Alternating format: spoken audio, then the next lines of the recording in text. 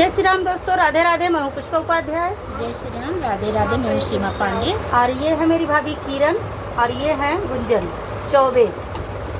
और आज किरण भाभी एक सोहर सुनाएंगी और हम दोनों साथ, चारों जन साथ में एक सोहर सुना रहे हैं। सोहर आपको पसंद आएगा तो वीडियो को लाइक कीजिएगा, शेयर कीजिएगा, कमेंट में बताइए हमारा सोहर कैसा लगा और हमारे चैनल एएसपी भजन सागर को सब्सक्राइब करें।